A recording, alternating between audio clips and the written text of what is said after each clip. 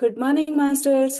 ಬ್ರಹ್ಮಶ್ರೀ ಪಿತಾಮಹ ಪತ್ರಿಜಿಯವರ ದಿವ್ಯ ಮಾರ್ಗದರ್ಶನದೊಂದಿಗೆ ಲೋಕ ಕಲ್ಯಾಣಕ್ಕಾಗಿ 108 ದಿವಸದ ಸಾಮೂಹಿಕ ಧ್ಯಾನವನ್ನ ಲಲಿತಾ ಮೇಡಮ್ ಅವರು ಹಮ್ಮಿಕೊಂಡಿದ್ದಾರೆ. ಆ ಒಂದು ನಿಟ್ಟಿನಲ್ಲಿ ನಾವು ಈ ದಿನದ ಬೆಳಗಿನ ಧ್ಯಾನವನ್ನ ಶುರು ಮಾಡೋಣ ಮಾಸ್ಟರ್ಸ್.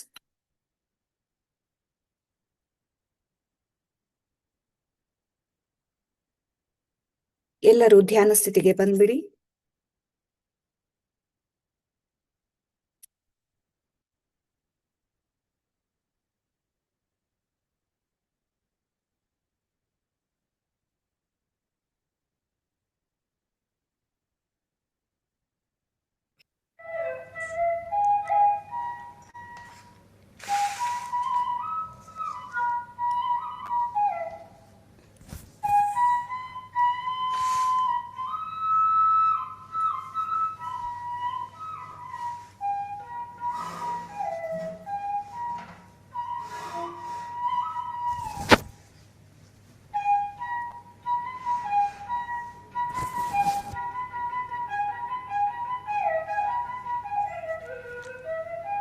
ಹಲೋ ಫ್ರೆಂಡ್ಸ್, ನಮಸ್ತೆ.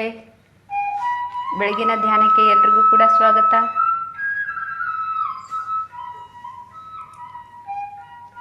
ಎಲ್ಲರೂ ಕೂಡ ಕೈ ಬೆರಳುಗಳನ್ನು ಕ್ರಾಸ್ ಮಾಡಿ,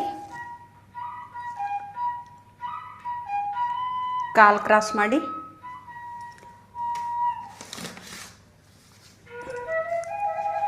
ಹಗುರವಾಗಿ ಕಣ್ಣು ಮುಚ್ಚಿ,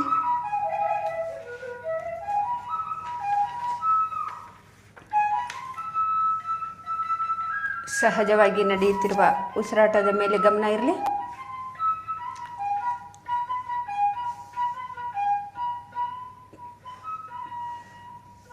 ಸ್ಥಿರ ಸುಖಾಸನದಲ್ಲಿ ಕೂತ್ಕೊಳ್ಳೋಣ.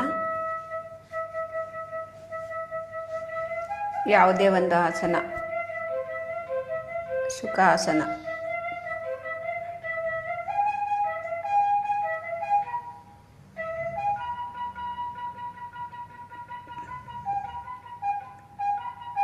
ಊಟಕ್ಕೆ ಕೂತ್ಕೊಳ್ತೀವಲ್ವ, ಆ ರೀತಿ ನಾವು ಕೂತ್ಕೋಬೇಕು.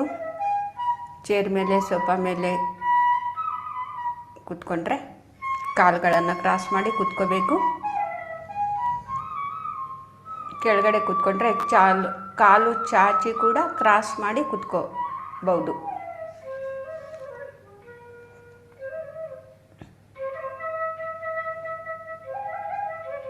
ಕಾಲು ಜೋಮ್ ಹಿಡಿದ್ರೆ ಕಾಲು ಕೂಡ ಚಾಚಬಹುದು.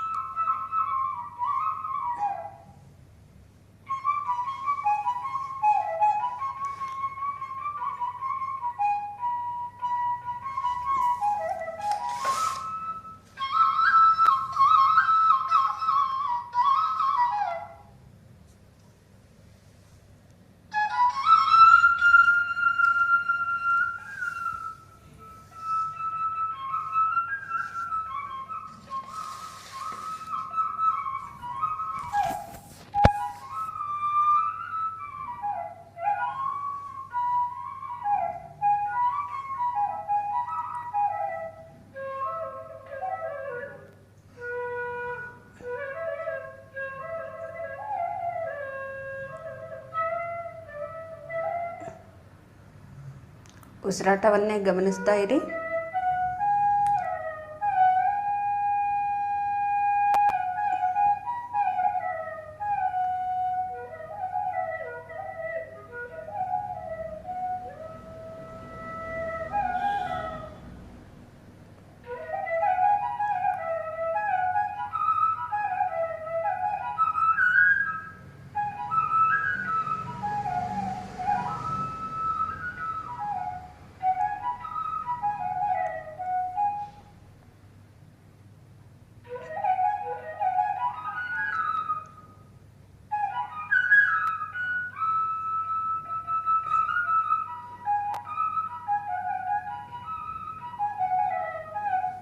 ಯಾವುದು ಕೂಡ ಯೋಚನೆ ಬೇಡ.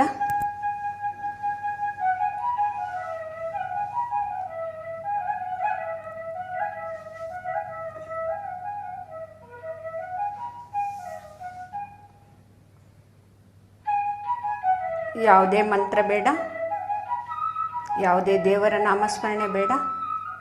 ಧ್ಯಾನವೆಂದರೆ ಮನಸ್ಸನ್ನು ಶೂನ್ಯ ಮಾಡಿಕೊಳ್ಳೋದು.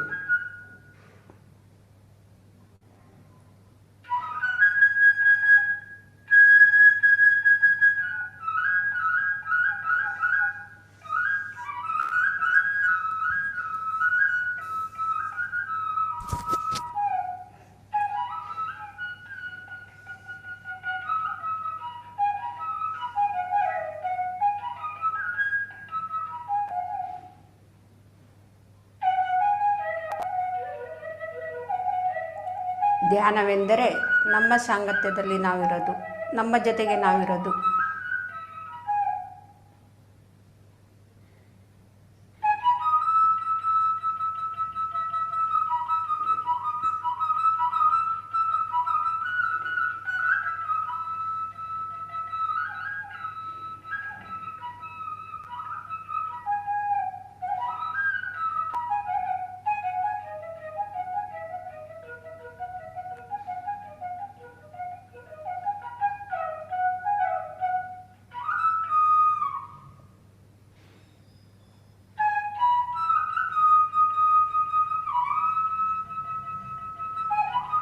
ಯೋಚನೆಗಳ ಹಿಂದೆ ಹೋಗೋದು ಬೇಡ.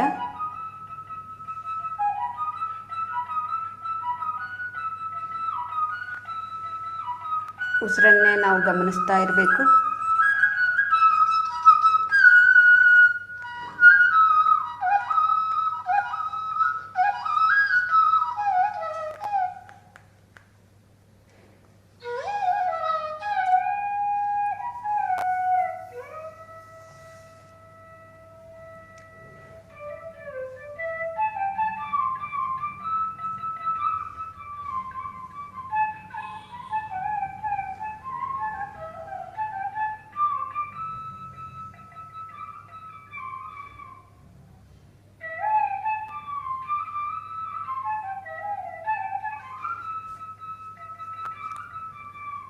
ಪ್ರತಿಯೊಬ್ಬರಿಗೂ ಕೂಡ ಪ್ರತಿದಿನ ಧ್ಯಾನ ಬೇಕೇ ಬೇಕು.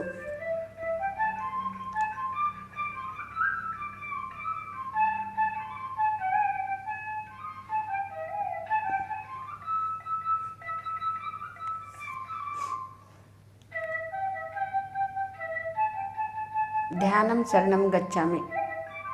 ನಾವೆಲ್ಲರೂ ಕೂಡ ಧ್ಯಾನಕ್ಕೆ ಸರೆಂಡರ್ ಆಗಲೇಬೇಕು. ನಮ್ಮ ಬಗ್ಗೆ ನಾವು ತಿಳ್ಕೊಳ್ಳೇಬೇಕು.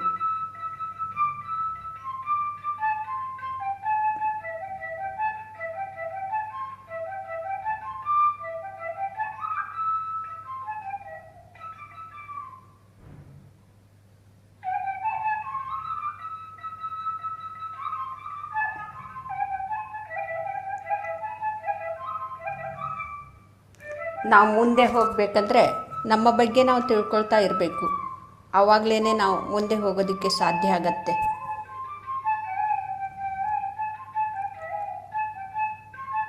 ನಾವು ಮುಂದೆ ಪ್ರಯಾಣ ಮಾಡಬೇಕು ಅಂದರೆ ನಾವು ಧ್ಯಾನ ಮಾಡಲೇಬೇಕು. ಧ್ಯಾನದಲ್ಲಿ ನಮ್ಮನ್ನು ನಾವು ತಿಳ್ಕೊಳ್ತಾ ಇರಬೇಕು. ನನ್ನ ಬಗ್ಗೆ ನಾನು ತಿಳ್ಕೊಳ್ತಾ ಇರಬೇಕು. ತಿಳ್ಕೊಳ್ತಾ ಇರ್ತೀವಿ ಕೂಡ ನಮ್ಮ ಉಸಿರು ಎಂಬ ಗುರುವಿನ ಜೊತೆಗಿದ್ದಾಗ.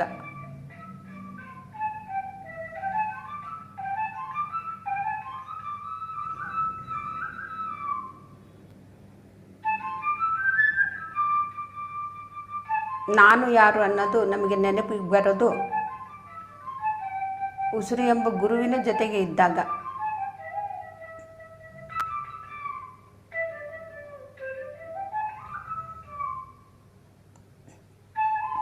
ನನ್ನ ಬಗ್ಗೆ ನಾನು ತಿಳ್ಕೊಬೇಕು ಅಂದರೆ ನಾವು ಉಸಿರು ಎಂಬ ಗುರುವಿನ ಜೊತೆಗೆ ನಾವಿರಬೇಕು ಫ್ರೆಂಡ್ಸ್.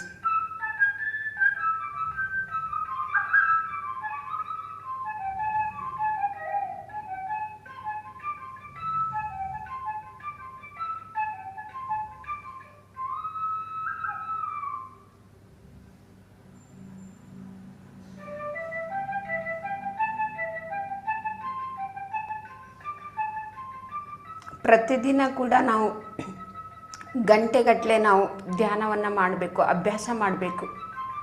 ಆವಾಗಲೇ ನಮ್ಮ ಬಗ್ಗೆ ನಮಗೆ ಅರಿವು ಅನ್ನೋದು ಬರುತ್ತೆ. ನಾನು ಯಾರು ಅನ್ನೋದು ತಿಳ್ಕೊಳ್ಳುವಂಥ ಒಂದು ಶಕ್ತಿ ನಮಗೆ ಬರುತ್ತೆ. ಆತ್ಮ ಚೈತನ್ಯ ನಾವು ತುಂಬಿಕೊಳ್ತೀವಿ, ಹೆಚ್ಚಿನ ಒಂದು ಶಕ್ತಿ ನಾವು ತುಂಬಿಕೊಳ್ತೀವಿ.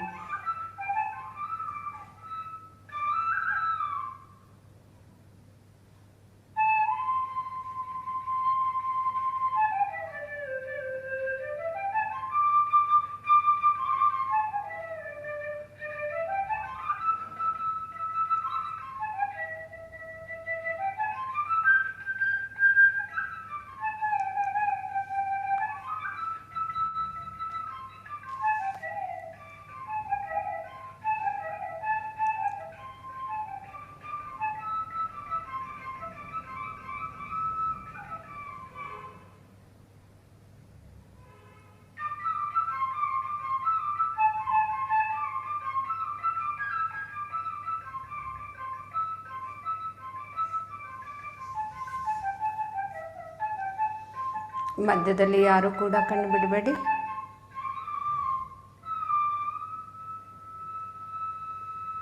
ಸಹಜವಾಗಿ ನಡೀತಿರುವ ಉಸಿರಾಟದ ಮೇಲೆ ಗಮನ ಇರಲಿ.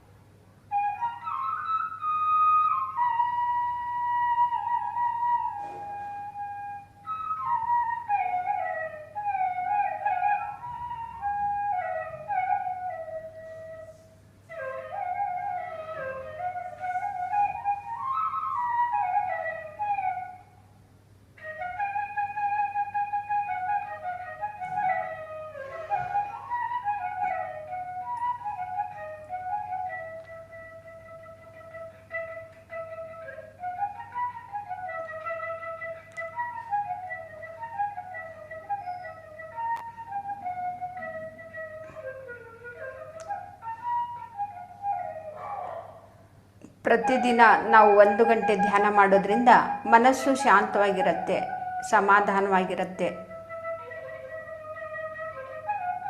ನಾವು ದಿನ ಪೂರ್ತಿ ಆರಾಮಾಗಿರ್ತೀವಿ. ನಮಗೆ 1 ಗಂಟೆ ಧ್ಯಾನ ಈ 24 ಗಂಟೆಗಳವರೆಗೂ ಕೂಡ ನಾವು ಒಂದು ಚೈತನ್ಯವನ್ನು ತುಂಬಿಕೊಂಡು ಆರಾಮಾಗಿ ಇರೋದಕ್ಕೆ ಸಾಧ್ಯವಾಗುತ್ತೆ. ಆದರೆ ನಮ್ಮ ಬಗ್ಗೆ ನಾವು ತಿಳ್ಕೊಬೇಕಂದ್ರೆ ನಾವು ಗಂಟೆಗಟ್ಟಲೆ ನಾವು ಧ್ಯಾನ ಮಾಡಬೇಕು.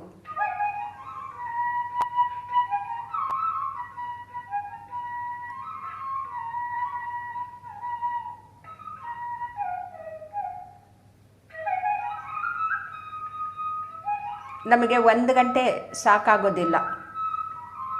24 ಗಂಟೆ ನಾವು ಆರಾಮಾಗಿರೋದಕ್ಕೆ ಸಾಧ್ಯ ಆಗತ್ತೆ. ಆದರೆ ನಮ್ಮ ಬಗ್ಗೆ ಇನ್ನೂ ಹೆಚ್ಚಿನ ನಾವು ತಿಳ್ಕೊಬೇಕು. ನಮ್ಮ ಬಗ್ಗೆ ನಾವು ತಿಳ್ಕೊಬೇಕಂದ್ರೆ, ನಾವು ಆತ್ಮ ಪ್ರಯಾಣ ಮಾಡಬೇಕಂದ್ರೆ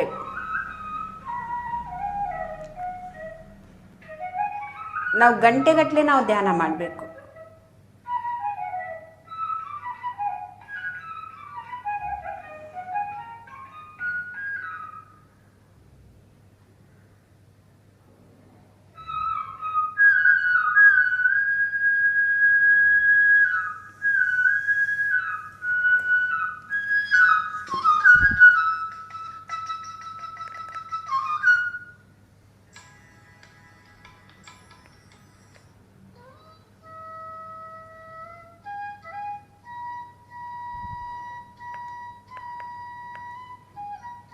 ಮಧ್ಯದಲ್ಲಿ ಯಾರು ಕೂಡ ಕಣ್ಣು ಬಿಡಬೇಡಿ.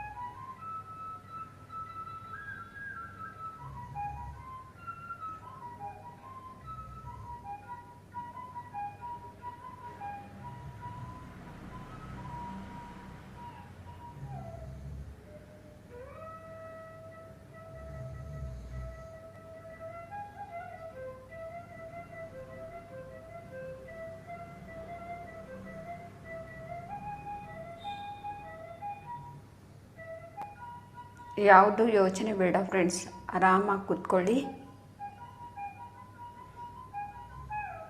ಯೋಚನೆಗಳು ಬರ್ತಾ ಇದ್ದರೆ ಮತ್ತೆ ನಮ್ಮ ಉಸಿರು ಎಂಬ ಗುರುವಿನ ಜೊತೆಗೆ ನಾವಿರೋಣ.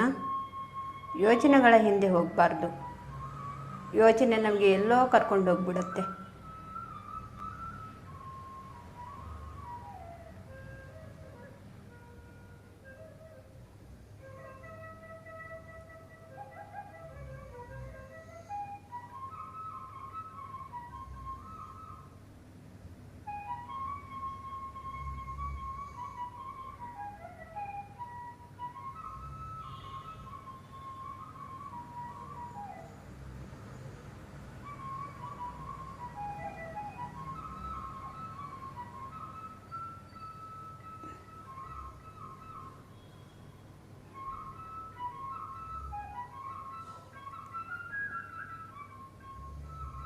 ಮಧ್ಯದಲ್ಲಿ ಯಾರೂ ಕೂಡ ಕಣ್ಣು ಬಿಡಬೇಡಿ. 80% ಎನರ್ಜಿ ನಮ್ಮ ಕಣ್ಣಲ್ಲಿ ತುಂಬಿಕೊಂಡಿರುತ್ತೆ. ಮಧ್ಯದಲ್ಲಿ ಯಾರೂ ಕೂಡ ಕಣ್ಣು ಬಿಡಬಾರ್ದು.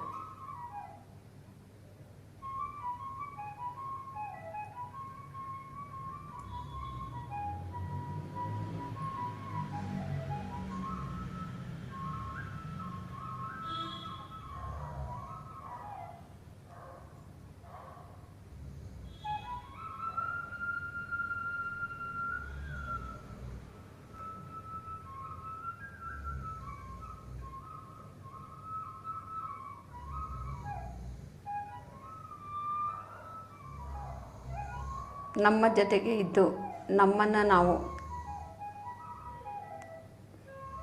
ತಿಳ್ಕೊಳ್ತಾ ಇರಬೇಕು.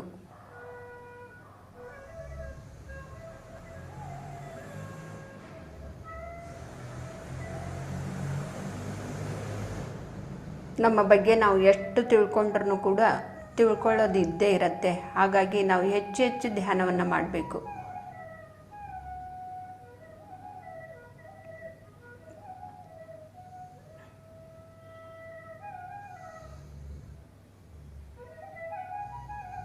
ನಮ್ಮ ಬಗ್ಗೆ ನಾವು ತಿಳ್ಕೊಳ್ಳೋದ್ರಿಂದನೇ ನಾವು ಜೀವನವನ್ನು ಆನಂದವಾಗಿ ನಾವು ಜೀವಿಸ್ತಾ ಇರ್ತೀವಿ. ನಾವು ಹೇಗೆ ಜೀವಿಸಬೇಕು ಅನ್ನೋದು ನಮಗೆ ಅರಿವು ಅನ್ನೋದು ಬರುತ್ತೆ ನಮ್ಮ ಜೊತೆಗೆ ನಾವಿದ್ದಾಗ. ನಮ್ಮ ಜೀವನವನ್ನು ನಾವು ಯಾವ ರೀತಿ ಸೃಷ್ಟಿ ಮಾಡ್ಕೋಬೇಕು, ಸುಂದರವಾಗಿ ಯಾವ ರೀತಿ ನಾವು ಸೃಷ್ಟಿ ಮಾಡ್ಕೋಬೇಕು ಅನ್ನೋದು ಆ ಅರಿವು ನಮಗೆ ಬರುತ್ತೆ ಫ್ರೆಂಡ್ಸ್.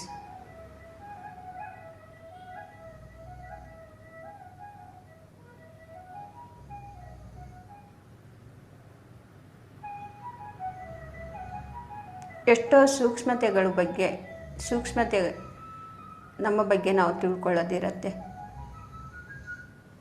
ನಾವು ಯಾವುದೂ ಕೂಡ ತಿಳಿದೇನೆ ನಾವು ಜೀವಿಸ್ತಾ ಇದ್ದೀವಿ. ಉಸಿರು ಎಂಬ ಗುರುವಿನ ಜೊತೆಗೆ ಇದ್ದಾಗ ಉಸಿರು ನಮಗೆ ಎಲ್ಲವೂ ಕೂಡ ತಿಳಿಸ್ತಾ ಇರುತ್ತೆ. ಹಾಗಾಗಿ ಹೆಚ್ಚು ಹೆಚ್ಚು ನಾವು ಉಸಿರಿನ ಜೊತೆಗೆ ಇರೋದನ್ನು ಅಭ್ಯಾಸ ಮಾಡಬೇಕು.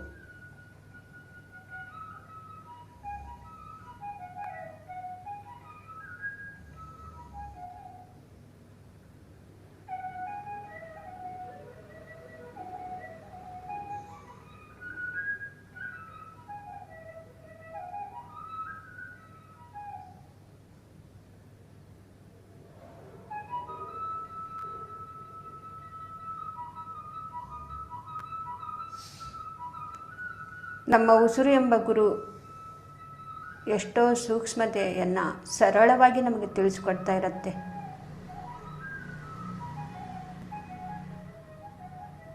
ಮತ್ತು ನಮ್ಮ ಜೀವನವೂ ಕೂಡ ನಾವು ಹಾಗೇ ಸರಳವಾಗಿ ನಾವು ಜೀವಿಸಬೇಕು ಅಂತೇಳಿ ನಮಗೆ ತಿಳಿಸ್ಕೊಡ್ತಾ ಇರುತ್ತೆ. ನಾವು ಇಲ್ಲಿ ಎಷ್ಟು ಕಷ್ಟಪಡ್ತಾ ಇದ್ದೀವಿ ಮತ್ತು ಅದನ್ನು ಯಾವ ರೀತಿ ನಾವು ಸರಳತೆಯಿಂದ ನಾವು ಜೀವಿಸಬೇಕು, ಇಲ್ಲಿ ಕಷ್ಟಪಡೋದು ಅವಶ್ಯಕತೆಯೇ ಇಲ್ಲ ಅಂಥೇಳಿ ನಮ್ಮ ಉಸಿರು ಎಂಬ ಗುರು ನಮಗೆ ಸರಳ ಭಾಷೆಯಿಂದ ನಮಗೆ ತಿಳಿಸ್ಕೊಡುತ್ತೆ. ಯಾರು ಯಾವ ರೀತಿ ತಿಳ್ಕೊಳ್ಳುವಂಥ ಸ್ಥಿತಿಯಲ್ಲಿದ್ದಾರೆ ಅವರಿಗೆ ಅದೇ ರೀತಿಯೇ ತಿಳಿಸಿ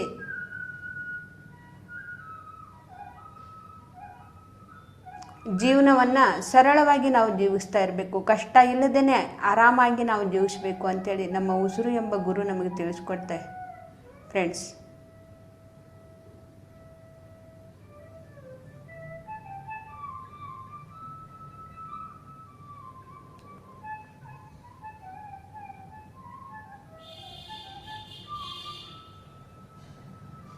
ನಾವಿಲ್ಲಿ ಯಾಕೆ ಕಷ್ಟಪಡ್ತಾ ಇದ್ದೀವಿ, ಯಾಕೆ ದುಃಖದಲ್ಲಿ ಇದ್ದೀವಿ ಅಂದರೆ ನಮ್ಮ ಜೀವನವನ್ನು ನಾವು ಸರಳ ರೀತಿಯಿಂದ ನಾವು ಜೀವಿಸ್ತಾ ಇಲ್ಲ.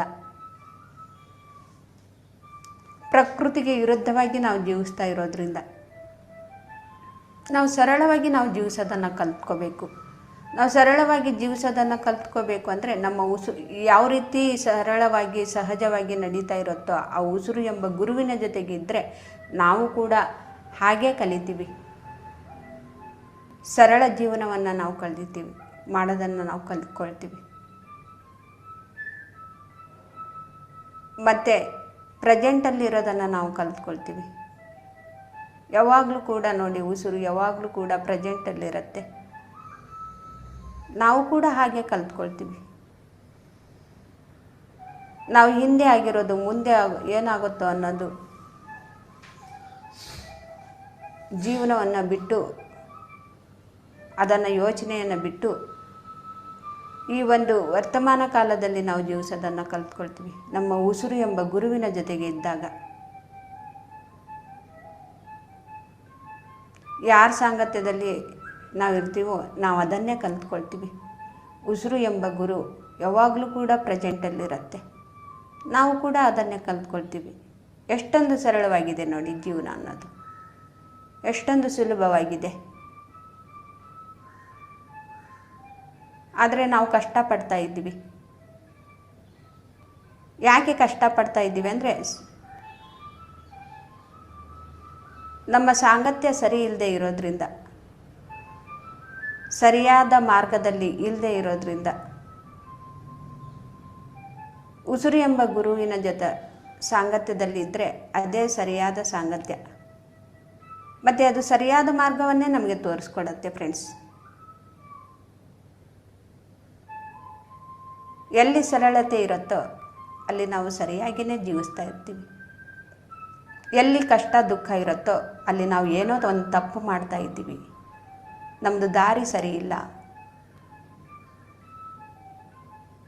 ನಾವು ಪ್ರತಿಕ್ಷಣ ಆನಂದವಾಗಿದ್ದೀವಿ, ಆನಂದವಾಗಿ ಜೀವಿಸ್ತಾ ಇದ್ದೀವಿ ಅಂದರೆ ನಮಗೆ ದಾರಿ ಸರಿಯಾಗಿದೆ, ನಾವು ಸರಿಯಾದ ಒಂದು ಸಾಂಗತ್ಯದಲ್ಲಿ ನಾವಿದ್ದೀವಿ.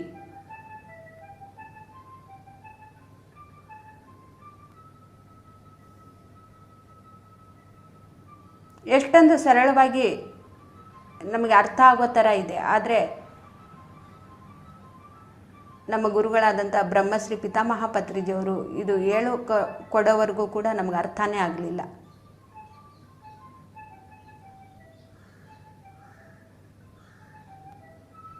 ಮತ್ತು ಇವಾಗ ಅರ್ಥ ಆಗಿದೆ ಅಂದರೆ ನಾವು ಹೆಚ್ಚು ಸಾಧನೆ ಮಾಡೋಣ. ಇವಾಗ ನಾವು ತಿಳ್ಕೊಂಡಿದ್ದೀವಿ, ಸರಳ ಜೀವನವನ್ನು ಹೇಗೆ ಜೀವಿಸಬೇಕು ಅನ್ನೋದು ನಾವು ತಿಳ್ಕೊಂಡಿದ್ದೀವಿ. ಇದೇ ನಾವು ಹೆಚ್ಚು ಅಭ್ಯಾಸ ಮಾಡಬೇಕು. ನಮ್ಮ ಉಸಿರು ಎಂಬ ಗುರುವಿನ ಜೊತೆಗೆ ಇರೋದನ್ನು ನಾವು ಅಭ್ಯಾಸ ಮಾಡಬೇಕು. ನಮ್ಮ ಬಗ್ಗೆ ನಾವು ತಿಳ್ಕೊಳ್ಳೋದನ್ನು ಪ್ರಯತ್ನವನ್ನು ನಾವು ಮಾಡಬೇಕು.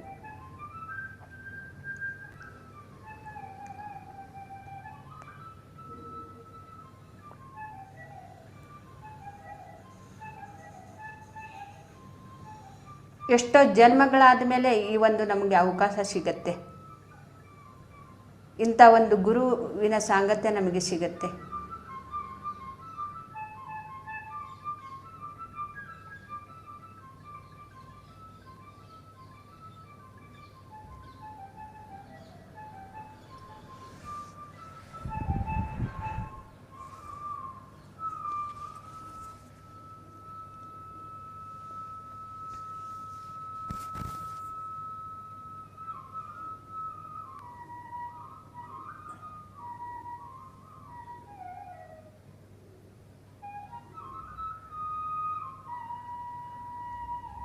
ನಾವು ಎಂಥವರ ಒಂದು ಸಾಂಗತ್ಯದಲ್ಲಿ ಇರ್ತೀವೋ ಅದನ್ನೇ ನಾವು ಕಲ್ತ್ಕೊಳ್ತಾ ಇರ್ತೀವಿ ಫ್ರೆಂಡ್ಸ್.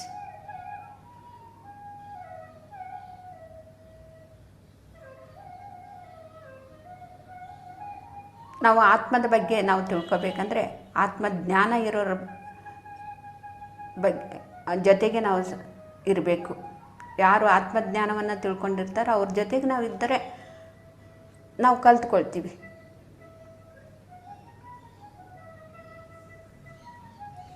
ಯಾರು ಬ್ರಹ್ಮಜ್ಞಾನಿಗಳಾಗಿರ್ತಾರೋ ಅವ್ರ ಸಾಂಗತ್ಯದಲ್ಲಿದ್ದರೆ ನಾವು ಕೂಡ ಬ್ರಹ್ಮಜ್ಞಾನಿಗಳು ಆಗ್ತೀವಿ.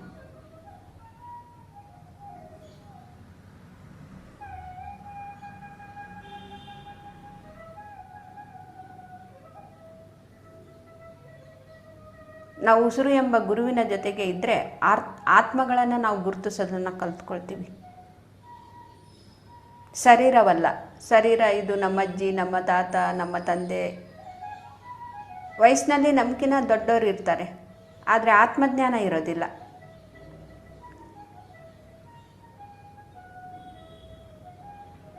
ವಯಸ್ಸಿನಲ್ಲಿ ನಮಗಿಂತ ಚಿಕ್ಕವರು ಇರ್ತಾರೆ, ಅವರು ಎಷ್ಟು ಚೆನ್ನಾಗಿ ಬೋಧನೆ ಮಾಡ್ತಾ ಇರ್ತಾರೆ ಆತ್ಮಜ್ಞಾನದ ಬಗ್ಗೆ. ಇಲ್ಲಿ ದೊಡ್ಡವರು ಚಿಕ್ಕವರು ಅಂತ ಯಾವುದು ಕೂಡ ಇಲ್ಲ.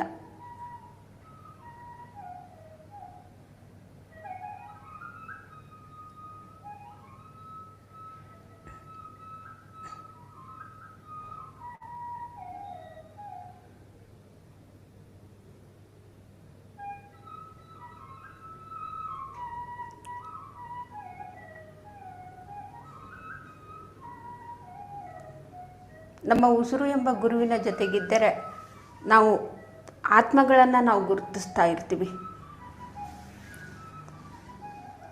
ಮತ್ತು ಅಂಥವರ ಒಂದು ಸಾಂಗತ್ಯದಲ್ಲಿ ನಾವು ಬೆರೆತ್ಕೊಳ್ತೀವಿ. ಯಾರು ಸತ್ಯವನ್ನು ತಿಳ್ಕೊಳ್ತಾ ಇರ್ತಾರೋ ಅವರ ಒಂದು ಸಾಂಗತ್ಯದಲ್ಲಿ ನಾವು ಇರ್ತೀವಿ.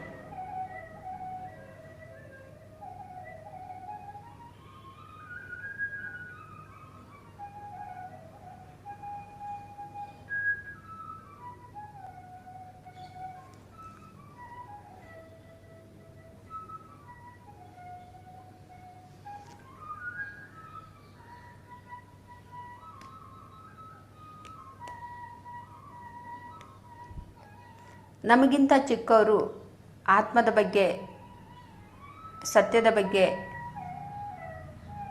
ಏನೋ ಒಂದು ಹೇಳ್ತಾ ಇದ್ದಾರೆ ಅಂದರೆ ಅವರಿಂದ ನಾವು ಕಲಿಬೇಕು. ವಯಸ್ಸಿನಲ್ಲಿ ನಮಗಿಂತ ದೊಡ್ಡವರು ಇರ್ತಾರೆ, ಆದರೆ ಆತ್ಮದ ಬಗ್ಗೆ ಏನೂ ಕೂಡ ಸತ್ಯವನ್ನು ತಿಳ್ಕೊಂಡಿರೋದಿಲ್ಲ. ನಮ್ಮ ಕುಟುಂಬದಲ್ಲಿ ಆಗಲಿ, ನಮ್ಮ ಅಕ್ಕಪಕ್ಕದಲ್ಲಿ ಆಗಲಿ ಅದರ ಸತ್ಯವನ್ನು ಯಾವುದೂ ಕೂಡ ಗೊತ್ತಿರೋದಿಲ್ಲ ಅವ್ರಿಗೆ. ಧ್ಯಾನ ಮಾಡ್ತಾ ಇದ್ದರೂ ಕೂಡ ಸತ್ಯವನ್ನು ತಿಳ್ಕೊಳ್ತಾ ಇರೋ ಸಾಂಗತ್ಯದಲ್ಲಿ ಇದ್ದರೆ ಅದನ್ನು ಅವರು ಅಡ್ಡಿ ಆಗ್ತಾ ಇರ್ತಾರೆ. ಅವರು ವಯಸ್ಸಿನಲ್ಲಿ ದೊಡ್ಡವರು ಇರ್ತಾರೆ, ಆದರೆ ಆತ್ಮದ ಒಂದು ಸತ್ಯವನ್ನು ತಿಳ್ಕೊಂಡಿರೋದಿಲ್ಲ.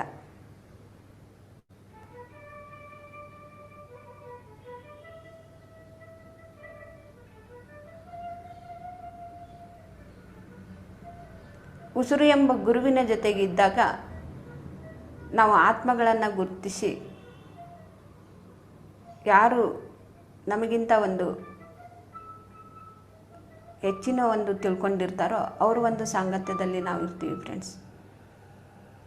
ಮತ್ತು ಯಾರು ತಿಳ್ಕೊಂಡಿರೋದಿಲ್ವೋ ಅವ್ರಿಗೆ ನಾವು ತಿಳಿಸ್ತಾ ಇರ್ತೀವಿ.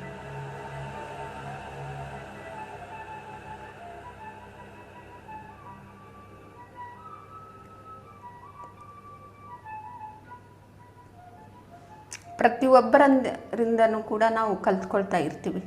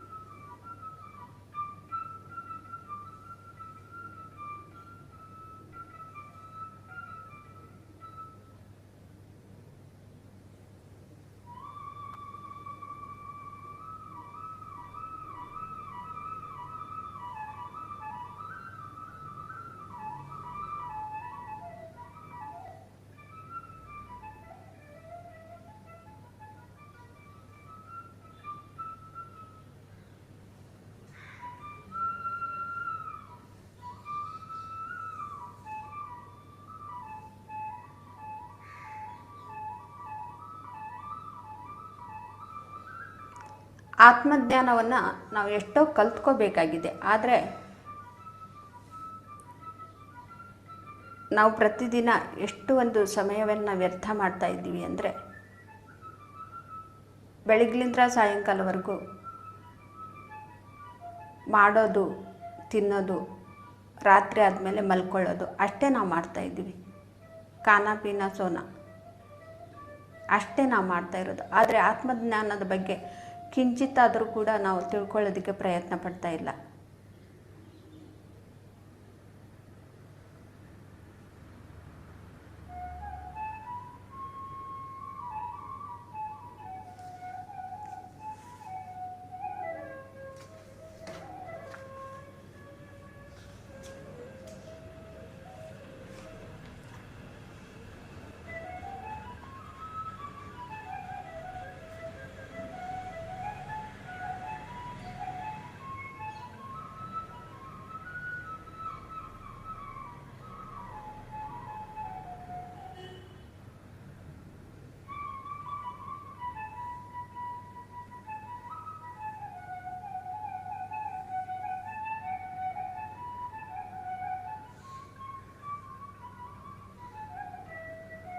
ಮಧ್ಯದಲ್ಲಿ ಯಾರೂ ಕೂಡ ಕಣ್ಣು ಬಿಡಬೇಡಿ.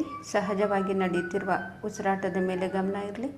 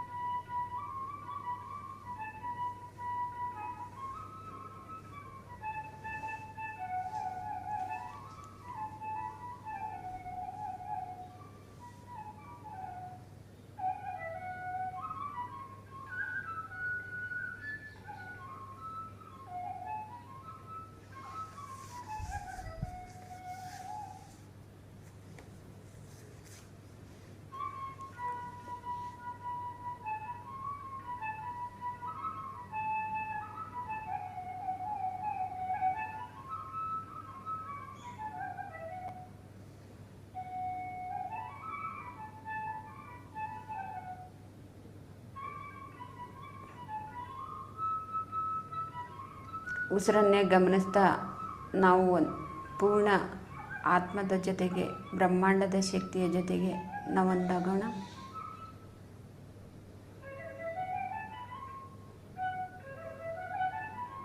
ನಮ್ಮ ಪೂರ್ಣಾತ್ಮದ ಬಗ್ಗೆ ನಾವು ತಿಳ್ಕೊಳ್ತಾ ಇರ್ತೀವಿ.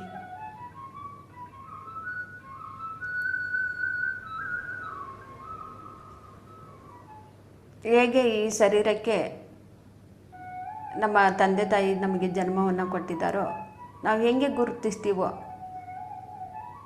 ನಮ್ಮ ತಂದೆ ತಾಯಿ ಅಂಥೇಳಿ, ಅದೇ ರೀತಿಯೇ ನಾವು ಉಸಿರು ಎಂಬ ಗುರುವಿನ ಜೊತೆಗೆ ಇದ್ದರೆ ನಮ್ಮ ಆತ್ಮದ ಒಂದು ಪೂರ್ಣಾತ್ಮವನ್ನು ನಾವು ತಿಳ್ಕೊಳ್ತೀವಿ, ಗುರುತಿಸ್ತೀವಿ. ಪೂರ್ಣಾತ್ಮದ ಒಂದು ಸಾಂಗತ್ಯದಲ್ಲಿ ನಾವು ಇರ್ತೀವಿ. ತಂದೆ ತಾಯಿ ಸಾಂಗತ್ಯದಲ್ಲಿ ಮಕ್ಕಳು ಯಾವ ರೀತಿ ಇರ್ತಾರೋ, ಚಿಕ್ಕವರಿದ್ದಾಗ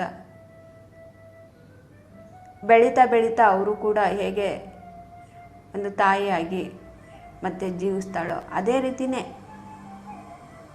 ಪ್ರತಿದಿನ ಧ್ಯಾನ ಮಾಡ್ತಾ ಇದ್ದರೆ ನಮ್ಮ ಪೂರ್ಣಾತ್ಮದ ಒಂದು ಸಾಂಗತ್ಯದಲ್ಲಿ ನಾವು ಇರ್ತಾ ನಾವು ಕೂಡ ಪೂರ್ಣಾತ್ಮರಾಗಬೇಕು ಅನ್ನೋದು ನಾವು ಕಲಿತಾ ಇರ್ತೀವಿ. ಆ ಜ್ಞಾನ ನಮಗೆ ಬೇಕು ಅಂತ ನಮಗೂ ಅನಿಸುತ್ತೆ. ನಾವು ಕೂಡ ಪೂರ್ಣಾತ್ಮರಾಗಬೇಕು. ಅದಕ್ಕೆ ನಾವು ಸಾಧನೆಯನ್ನು ಮಾಡಬೇಕು.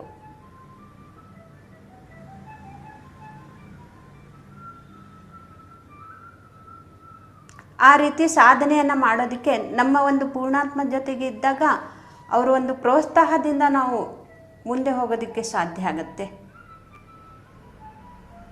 ನಮ್ಮ ಬಗ್ಗೆ ನಾವು ತಿಳ್ಕೋಬೇಕು. ಫಸ್ಟು ನಾನು ಯಾರು ಅಂಥೇಳಿ, ಹೇಗೆ ಬಂದೆ, ಎಲ್ಲಿಂದ ಬಂದೆ, ಯಾವಾಗ, ಎಷ್ಟು ವರ್ಷಗಳಿಂದ ನಾನು ಈ ಭೂಮಿ ಮೇಲೆ ನಾನು ಜೀವಿಸ್ತಾ ಇದ್ದೀನಿ, ನನ್ನ ಮನೆ ನಾನು ಮರ್ತು ಬಿಟ್ಟಿದ್ದೀನಿ. ಮತ್ತು ನಾವು ನೆನಪು ಮಾಡ್ಕೋಬೇಕು.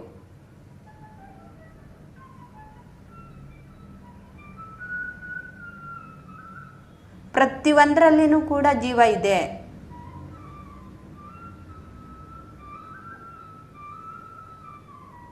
ಕಲ್ಲು ಮಣ್ಣು ಮರಳಿನಲ್ಲಿ ಕೂಡ ಜೀವ ಇದೆ. ನಾವು ಏನು ಅಂದ್ಕೊಳ್ತೀವಿ, ಅದಕ್ಕೆ ಜೀವ ಇಲ್ಲ, ನಿರ್ಜೀವ ಅಂತ ಅಂದ್ಕೊಳ್ತೀವಿ. ಜೀವ ಇರೋದಕ್ಕೆ ತಾನೇ ಅದು ಬೆಳೀತಾ ಇದೆ.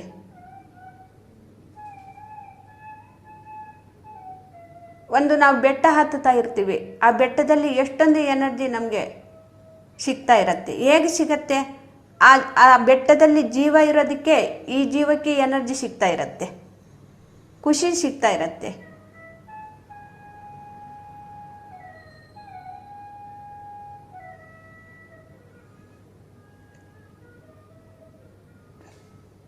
ನಾವು ನಮ್ಮ ಒಂದು ಬಂಧು ಬಳಗದ ಜೊತೆಗೆ ಇದ್ದಾಗ ನಮಗೆ ಯಾವ ರೀತಿ ಖುಷಿ ಸಿಗುತ್ತೋ ಅದೇ ರೀತಿಯೇ ನಮಗೆ ಆ ಬೆಟ್ಟ ಹತ್ತುವಾಗ ಖುಷಿ ಸಿಗ್ತಾ ಇರತ್ತೆ. ಆದರೆ ನಾವು ಅರಿವಿನಿಂದ ನಾವು ನೋಡೋದೇ ಇಲ್ಲ. ಅದರಲ್ಲಿ ಜೀವ ಇರೋದಕ್ಕೆ ತಾನೇ ಅಲ್ಲಿ ನಾವು ಅಷ್ಟೊಂದು ಖುಷಿಯಾಗಿ ಅಲ್ಲಿ ಇದ್ದು ನಾವು ಅಲ್ಲಿ ಸ್ವಲ್ಪ ಸಮಯ ಇದ್ದು ನಾವು ಬರ್ತೀವಿ.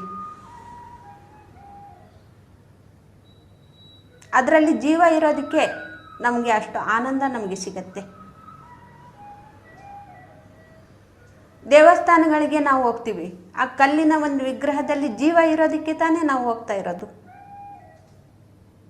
ಆದರೆ ಧ್ಯಾನ ಮಾಡೋದಕ್ಕಿಂತ ಮೊದಲು ಆ ದೇವಸ್ಥಾನಕ್ಕೆ ಹೋಗೋದಕ್ಕೂ, ಧ್ಯಾನ ಮಾಡ್ತಾ ಮಾಡ್ತಾ ಆ ದೇವಸ್ಥಾನಕ್ಕೆ ಹೋಗೋದಕ್ಕೂ, ತಿಳ್ಕೊಂಡು ದೇವಸ್ಥಾನಕ್ಕೆ ಹೋಗೋದಕ್ಕೂ, ತಿಳ್ಕೊಳ್ದೇನೆ ನಾವು ದೇವಸ್ಥಾನಕ್ಕೆ ಹೋಗೋದಕ್ಕೂ ತುಂಬ ಅಜಗಜಾಂತರ ವ್ಯತ್ಯಾಸ ಇದೆ ಫ್ರೆಂಡ್ಸ್.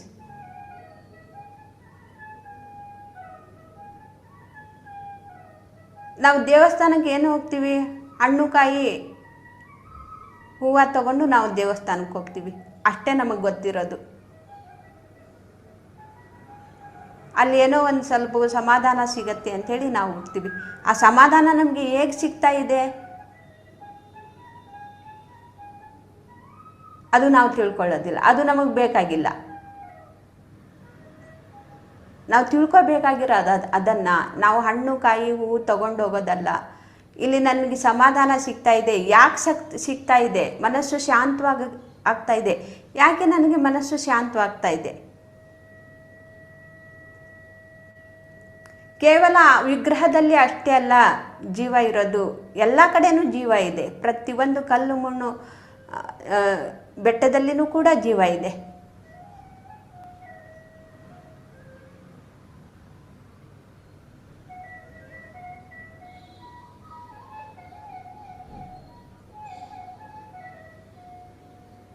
ನಾನು ಕೂಡ ಮೊದಲು ದೇವಸ್ಥಾನಗಳಿಗೆಲ್ಲ ಹೂವು ಹಣ್ಣು ಕಾಯಿ ತಗೊಂಡೋಗಿ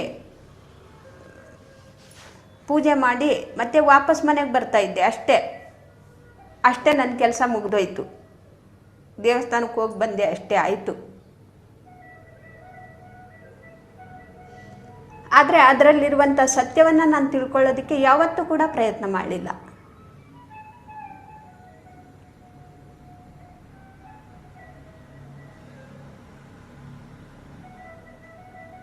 ಯಾವಾಗ ನಾನು ಧ್ಯಾನಕ್ಕೆ ಬಂದನೋ ಪ್ರತಿಯೊಂದರಲ್ಲಿನೂ ಕೂಡ ಇದೆ ಜೀವ. ಕೇವಲ ಅದರಲ್ಲಿ ಮಾತ್ರ ಅಷ್ಟೇ ಇಲ್ಲ, ಆ ವಿಗ್ರಹದಲ್ಲಿ ಅಷ್ಟೇ ಇಲ್ಲ, ಪ್ರತಿಯೊಂದರಲ್ಲಿನೂ ಕೂಡ ಕಲ್ಲು ಮಣ್ಣಿನಲ್ಲಿ ಜೀವ ಇದೆ ಅಂಥೇಳಿ.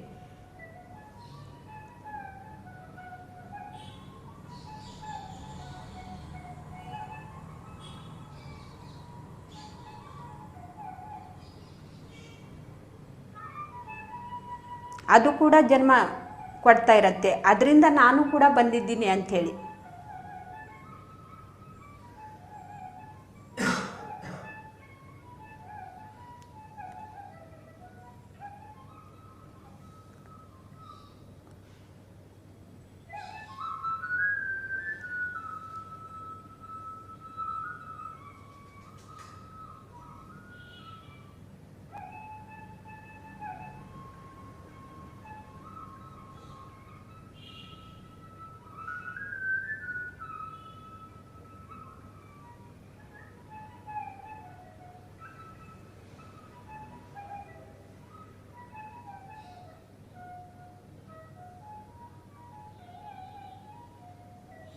ನಾವು ಯಾವುದೇ ಒಂದು ದೇವಸ್ಥಾನಕ್ಕೆ ಹೋದ್ರೂ ಕೂಡ ಆ ಒಂದು ವಿಗ್ರಹ ಮಾಡಿದಂಥ ಕಲ್ಲಿಗೂ ಆ ವಿಗ್ರಹಕ್ಕೂ ಆ ದೇವಸ್ಥಾನದಲ್ಲಿರುವಂಥ ಕಲ್ಲು ಮಣ್ಣುಗಳಿಗೂ ಕೂಡ ನಮಗೆ ಸಂಬಂಧ ಇರುತ್ತೆ. ಹಾಗಾಗಿ ಆ ದೇವಸ್ಥಾನಕ್ಕೆ ನಾವು ಹೋಗ್ತೀವಿ.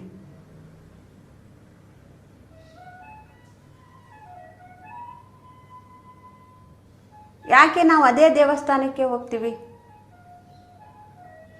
ಹೇಗೆ ನಾವು ಮಕ್ಕಳು ಅಥವಾ ನಮ್ಮ ತಂದೆ ತಾಯಿ ಇದ್ದಾರೆ ಅಂತೇಳಿ ಹೇಗೆ ನಾವು ಪದೇ ಪದೇ ಮನೆಗೆ ಅವ್ರ ಮನೆಗೆ ಹೋಗಿ ನಾವು ಭೇಟಿಯಾಗಿ ಬರ್ತಾ ಇರ್ತೀವೋ ಅದೇ ರೀತಿಯೇ ಆ ಕಲ್ಲುಗಳಿಗೂ ನಮಗೂ ಸಂಬಂಧ ಇದೆ, ಆ ದೇವಸ್ಥಾನಕ್ಕೂ ನಮಗೂ ಸಂಬಂಧ ಇದೆ. ಅದಕ್ಕೆ ನಾವು ಪದೇ ಪದೇ ಅಲ್ಲಿಗೆ ಹೋಗ್ತಾ ಇರ್ತೀವಿ. ಆದರೆ ತಿಳ್ಕೊಳ್ದೇನೆ ನಾವು ಹೋಗ್ತಾ ಇರ್ತೀವಿ. ನಾವು ತಿಳ್ಕೊಳ್ದೆ ಹೋಗೋದಕ್ಕೂ ತುಂಬ ವ್ಯತ್ಯಾಸವಿದೆ ಫ್ರೆಂಡ್ಸ್.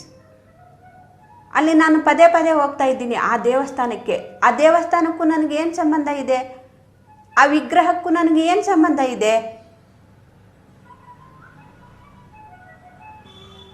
ನಾನು ಚಿಕ್ಕ ವಯಸ್ಸಿನಿಂದ್ರೂ ಕೂಡ ನಾನು ಅಂಬಾಭವಾನಿ ದೇವಸ್ಥಾನಕ್ಕೆ ಹೋಗ್ತಾ ಇದ್ದೆ. ಆದರೆ ಧ್ಯಾನಕ್ಕೆ ಬರೋಕ್ಕಿಂತ ಮೊದಲು ಆ ತಾಯಿಗೂ ನನಗೇನು ಸಂಬಂಧ ಇದೆ, ಆ ದೇವಸ್ಥಾನದ ಕಲ್ಲು ಮಣ್ಣುಗಳಿಗೂ ಆ ಕಂಬಗಳಿಗೆ ಏನು ಸಂಬಂಧ ಇದೆ ಅಂತೇಳಿ ನಾನು ತಿಳ್ಕೊಂಡಿರಲಿಲ್ಲ. ನಾನು ಧ್ಯಾನಕ್ಕೆ ಬಂದ ಮೇಲೆ ನಾನು ತಿಳ್ಕೊಂಡಿರೋದೇನೆಂದರೆ, ಆ ತಾಯಿ, ಆ ಒಂದು ವಿಗ್ರಹದಲ್ಲಿರುವಂಥ ಆ ಜೀವ ನನ್ನ ಪೂರ್ಣಾತ್ಮ ಅಂತೇಳಿ ನನಗೆ ಗೊತ್ತಾಯಿತು ಧ್ಯಾನಕ್ಕೆ ಬಂದ ಮೇಲೆ.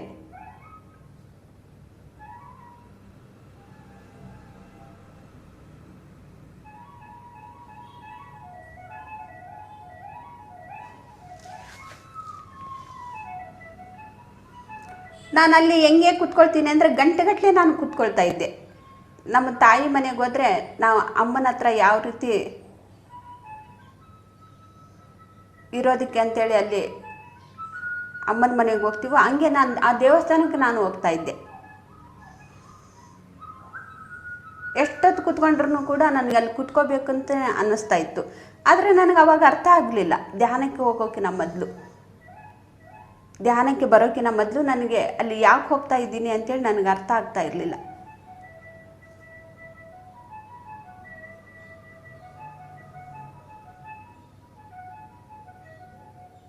ಮತ್ತು ಅದು ನನಗೆ ಎಷ್ಟೊಂದು ಸಹಾಯ ಮಾಡ್ತು.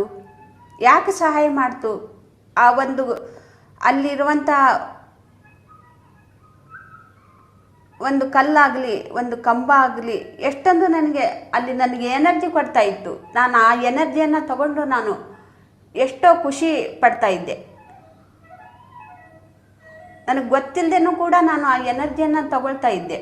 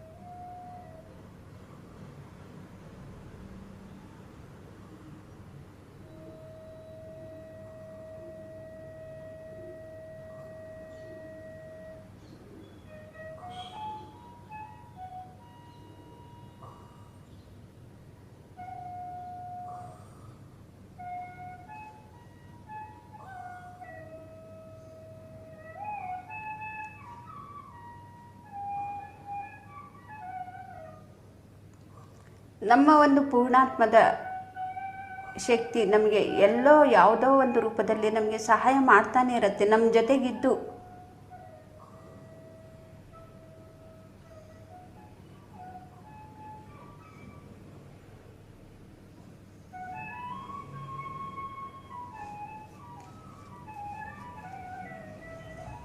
ಆ ದೇವಸ್ಥಾನದಲ್ಲಿ ತುಂಬ ಪವಾಡ ನಡೆಯುತ್ತೆ ಅಂಥೇಳಿ ಎಲ್ರಿಗೂ ಕೂಡ ಇರುತ್ತೆ.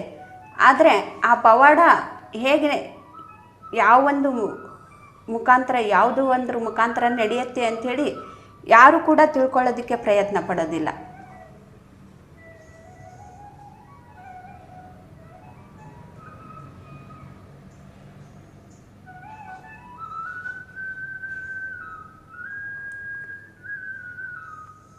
ನಾನು ಗತ ಜನ್ಮದಲ್ಲಿ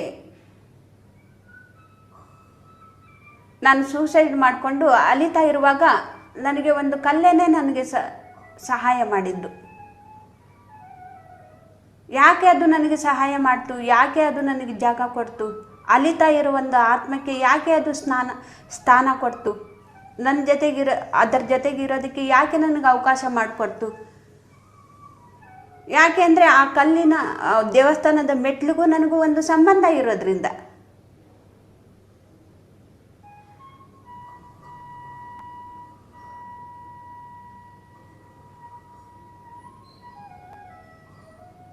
ಎಷ್ಟೋ ವರ್ಷ ಅಲಿದು ಒಂದು ದೇವಸ್ಥಾನದ ಮೆಟ್ಲಲ್ಲಿ ನನಗೆ ಈ ಆತ್ಮಕ್ಕೆ ಜಾಗ ಸಿಕ್ತು. ನಾನು ಶರೀರದಲ್ಲಿ ಇದ್ದಾಗ ನಾನು ಧ್ಯಾನ ಮಾಡಿಲ್ಲ.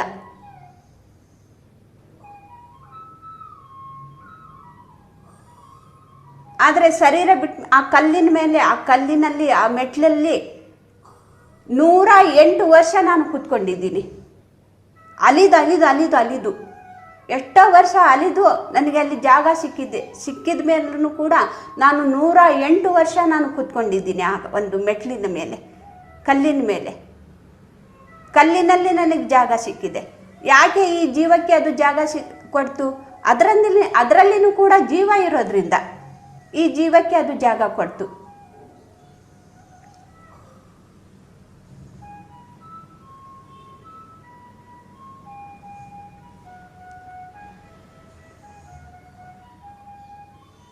ಆಗ ನನಗೆ ಸಹಾಯ ಮಾಡಿರೋದು ಯಾರು? ನನ್ನ ಪೂರ್ಣಾತ್ಮ.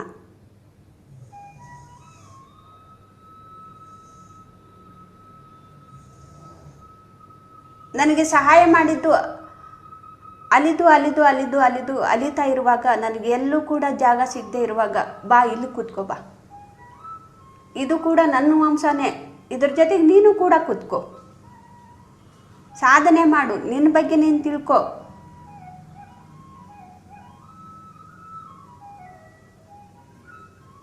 ನನ್ನ ಪೂರ್ಣಾತ್ಮ ಜೊತೆಗೆ ಇನ್ನೊಬ್ರು ಯಾರು ನನಗೆ ಸಹಾಯ ಮಾಡಿದ್ರು?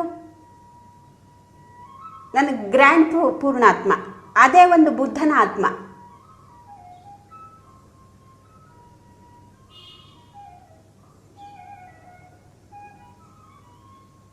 ಮತ್ತೆ ಇದಕ್ಕೆ ಮೂಲ ಕಾರಣ ಯಾರು? ನನಗೆ ಪೂರ್ಣಾತ್ಮ ಸಹಾಯ ಮಾಡಿದೆ, ನನಗೆ ಗ್ರ್ಯಾಂಡ್ ಪೂರ್ಣಾತ್ಮ ನನಗೆ ಸಹಾಯ ಮಾಡಿದೆ ಅಂದರೆ ಇದಕ್ಕೆ ಮೂಲ ಕಾರಣ ಯಾರು? ನನ್ನ ಒಂದು ಮೊದಲನೇ ಜನ್ಮ ತಂದೆ ಯೋಗೇಶ್ವರರು. ಅವರು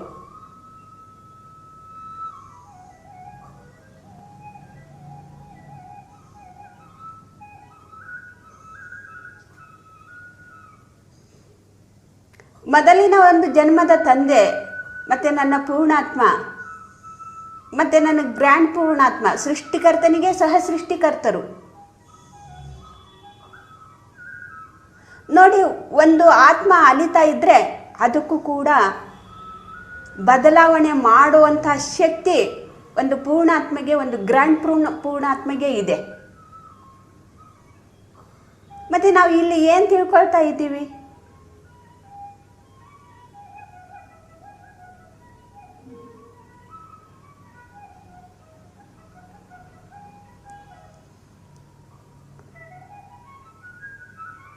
ನೂರ 8 ವರ್ಷ ನಾನು ಆ ಕಲ್ಲಿನ ಮೇಲೆ ನಾನು ಕಲ್ತ್ಕೊಂಡಿದ್ದೀನಿ, ಜ್ಞಾನವನ್ನು ನಾನು ಕಲ್ತ್ಕೊಂಡಿದ್ದೀನಿ. ಹೇಗೆ ಕಲ್ತ್ಕೊಂಡೆ?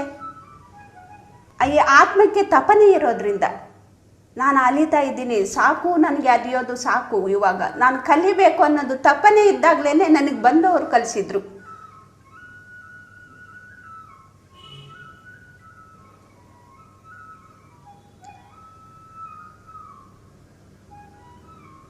ಯಾವಾಗ ಯಾರಿಗೆ ತಪನೆ ಇರುತ್ತೋ ಅಲ್ಲಿವರೆಗೂ ನಾವು ಕಲಿಯೋದಕ್ಕಾಗೋದಿಲ್ಲ ಫ್ರೆಂಡ್ಸ್. ಈ ಆತ್ಮಕ್ಕೆ ತಪನೆ ಇತ್ತು, ನಾನು ಅಲಿಯೋದು ಸಾಕು, ನಾನು ಕಲಿಬೇಕು, ನನ್ನ ಬಗ್ಗೆ ನಾನು ತಿಳ್ಕೋಬೇಕು.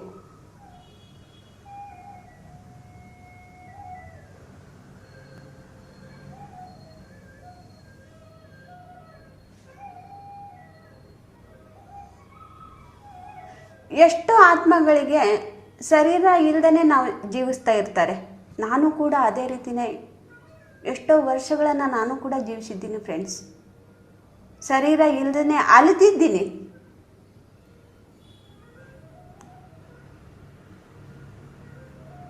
ಎಷ್ಟು ಆತ್ಮಗಳಿಗೆ ಆ ಅರಿವು ಕೂಡ ಇರೋದಿಲ್ಲ, ನಾನು ಅಲಿತಾ ಇದ್ದೀನಿ, ನಾನು ಪರಿವರ್ತನೆ ಆಗಬೇಕು, ಸಾಕು ಅನ್ನೋದು ಅರಿವಿಗೆ ಕೂಡ ಇರೋದಿಲ್ಲ. ಎಷ್ಟೋ ಆತ್ಮಗಳು ಬೇರೆಯವ್ರಿಗೂ ತೊಂದರೆ ಕೊಡ್ತಾ ಇನ್ನೂ ಹೀನವಾದಂತಹ ಒಂದು ಜನ್ಮವನ್ನು ತಗೊಳ್ಳೋದಕ್ಕೆ ಕಾರಣರಾಗ್ತಾರೆ.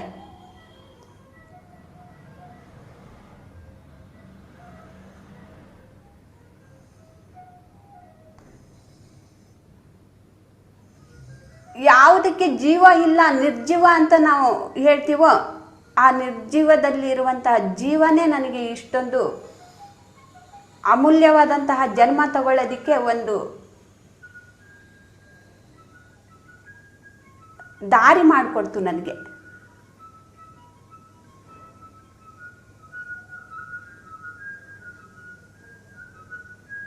ಇದು ಪ್ರತಿಯೊಬ್ಬರಿಗೂ ತಿಳ್ಕೊಬೇಕು. ಪ್ರತಿಯೊಬ್ಬರು ಕೂಡ ನಮ್ಮ ಬಗ್ಗೆ ನಾವು ತಿಳ್ಕೊಬೇಕು. ಬೇರೆಯವ್ರ ನಾವು ಏನು ಮಾಡ್ತೀವಿ, ಇಲ್ಲಿ ಬೇರೆಯವ್ರ ಬಗ್ಗೆನೇ ನಾವು ತಿಳ್ಕೊಳ್ತಾ ಇರ್ತೀವಿ. ಎಷ್ಟೊಂದು ತಿಳ್ಕೊಳ್ಳೋದಿದೆ, ನಮ್ಮ ಬಗ್ಗೆ ನಾವು ತಿಳ್ಕೊಳ್ಳೋದಿದೆ.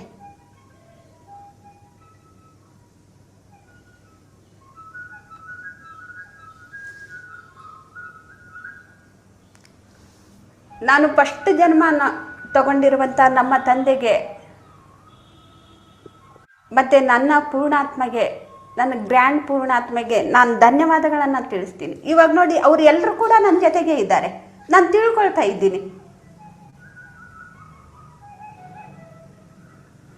ನನ್ನ ಪೂರ್ಣಾತ್ಮ ಕೂಡ ನನ್ನ ಜೊತೆಗೆ ಇದೆ, ನನ್ನ ಗ್ರ್ಯಾಂಡ್ ಪೂರ್ಣಾತ್ಮ ಕೂಡ ನನ್ನ ಜೊತೆಗೆ ಇದೆ ಅಂಥೇಳಿ, ನನ್ನ ಜೊತೆಗೆ ಇದ್ದಾರೆ ಅಂಥೇಳಿ.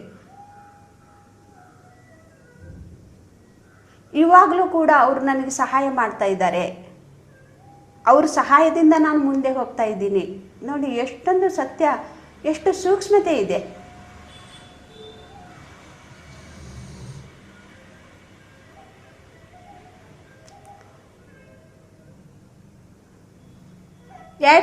ಸಾವಿರದ 1996ರಲ್ಲಿ ನನಗೆ ಒಂದು ಸಮಸ್ಯೆ ಬಂದಾಗ ಆ ಅಂಬಾಭವಾನಿ ದೇವಸ್ಥಾನದಲ್ಲಿ ನಾನು ಕೂತ್ಕೊಂಡಾಗ ಅಲ್ಲಿ ಆ ತಾಯಿ ಒಂದು ವಿಗ್ರಹದಲ್ಲಿ ನಾನು ಕಾಂತಿಯನ್ನು ನೋಡ್ತಾ ಇದ್ದೆ. ಅಷ್ಟೇ ನನಗೆ ಗೊತ್ತಿರೋದು. ಆದರೆ ಅದು ನನ್ನ ಪೂರ್ಣಾತ್ಮ ಅದಕ್ಕೆ ನನಗೆ ಸಹಾಯ ಮಾಡ್ತಾ ಇದೆ ಅಂತೇಳಿ ನನಗೆ ಯಾವುದೂ ಕೂಡ ಗೊತ್ತಿಲ್ಲ. ಆದರೆ ಆ ಕಾಂತಿಯನ್ನು ನಾನು ನೋಡ್ತಾ ಇದ್ದೆ. ಧ್ಯಾನಕ್ಕೂ ಕೂಡ ನಾನು ಬಂದಿರಲಿಲ್ಲ. ಮತ್ತು ನನ್ನಲ್ಲಿರುವಂಥ ದುಷ್ಟ ಶಕ್ತಿಯನ್ನು, ನನ್ನಲ್ಲಿರುವಂಥ ಏನು ನಾನು ನೆಗೆಟಿವ್ ಒಂದು ಶಕ್ತಿಯನ್ನು ನನ್ನ ಒಳಗಡೆ ಇತ್ತೋ ಅದು ಯಾವ ರೀತಿ ಅದನ್ನು ಹೊರಗಡೆ ಕಳಿಸೋದಕ್ಕೆ ಅದು ಎಷ್ಟು ಪ್ರಯತ್ನ ಮಾಡ್ತು. ಪ್ರತಿಯೊಂದು ಕೂಡ ಅಲ್ಲಿರುವಂಥ ಕಂಬಗಳು ಕೂಡ ನನಗೆ ಸಹಾಯ ಮಾಡಿದೆ ಫ್ರೆಂಡ್ಸ್. ನಾನು ಕಂಬಕ್ಕೆ ನಾನು ಒರೆದುಕೊಂಡು ಕೂತ್ಕೊಂಡ್ರೆ ಆ ಕಂಬ ನನಗೆ ಗಟ್ಟಿಯಾಗಿ ಹಿಡ್ಕೊಂಡು ಬಿಡ್ತಾ ಇತ್ತು, ಎದ್ದೇಳೋಕೆ ಬಿಡ್ತಾ ಇರಲಿಲ್ಲ. ಯಾಕೆ ಎದ್ದೇಳೋಕೆ ಬಿಡ್ತಾ ಇರಲಿಲ್ಲ ಅಂದರೆ ಆ ತಾಯಿನ ಕಣ್ಣುಗಳನ್ನು ನನ್ನ ದೃಷ್ಟಿಯಿಂದ ನಾನು ನೋಡ್ತಾ ಇದ್ದೆ. ನನ್ನನ್ನು ನೀವು ನೋಡ್ಕೊಂಡು ಕೂತ್ಕೋ, ನನ್ನ ಕಣ್ಣುಗಳನ್ನು ನೀನು ನೋಡ್ಕೊಳ್ತಾ ಕೂತ್ಕೋ, ಎದ್ದೇಳಬೇಡ ಅಂಥೇಳಿ ಆ ಕಂಬಕ್ಕೆ ನಾನು ಕೂತ್ಕೊಂಡ್ರೆ ಕಂಬವನ್ನೇ ನಾನು ಗಟ್ಟಿಯಾಗಿ ಅದು ಹಿಡ್ಕೊಂಡಿರ್ತಾ ಇತ್ತು. ಯಾಕೆ ಅದನ್ನು ಹಿಡ್ಕೊಳ್ತಾ ಇತ್ತು? ಅದಕ್ಕೆ ಎನರ್ಜಿ ಇದೆ, ಶಕ್ತಿ ಇದೆ. ಶಕ್ತಿ, ನಾವು ಏನು ಕಲ್ಲು ಅಂತ ಅಂದ್ಕೊಂಡಿದ್ದೀವಿ ಅದರಲ್ಲಿ ಶಕ್ತಿ ತುಂಬಿಕೊಂಡಿದೆ, ಜೀವ ಇದೆ. ನಾನು ಹಣೆಯಿಂದ ನಾನು ಆ ಕಲ್ಲಿಗೆ, ಆ ಒಂದು ಹೊಸಲಿಗೆ ನಾನು ಹಣೆಯಿಂದ ನಾನು ನಮಸ್ಕಾರ ಮಾಡಿದರೆ ಆ ಹಣೆಯನ್ನು ಹಿಡ್ಕೊಳ್ತಾ ಇತ್ತು.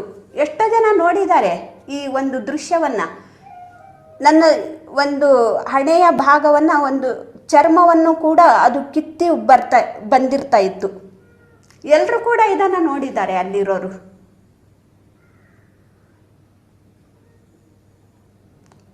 ಈ ಹಣೆ ಭಾಗ ಹಿಡ್ಕೊಂಡ್ರೆ ಇಲ್ಲಿರೋ ಸ್ಕಿನ್ ಎಲ್ಲ ಅಷ್ಟು ಗಟ್ಟಿಯಾಗಿ ಹಿಡ್ಕೊಳ್ತಾ ಇತ್ತದು. ಆ ಒಂದು ಭಾಗದ ಒಂದು ನಮಸ್ಕಾರ ಮಾಡುವಾಗ, ಹಣೆ ಒತ್ತಿ ನಾವು ನಮಸ್ಕಾರ ಮಾಡುವಾಗ ಇಲ್ಲಿದ್ದ ಸ್ಕಿನ್ ಎಲ್ಲ ನನಗೆ ಹೋಗ್ಬಿಟ್ಟಿರ್ತಾ ಇತ್ತು.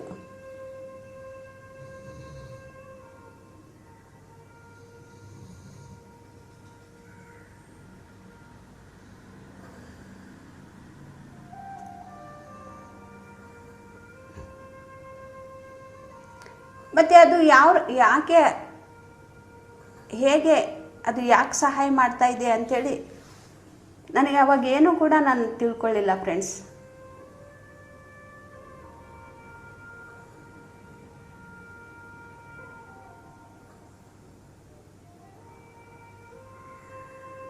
ನಾವು ಯಾವುದೇ ಒಂದು ಜಾಗಕ್ಕೆ ಹೋಗಲಿ,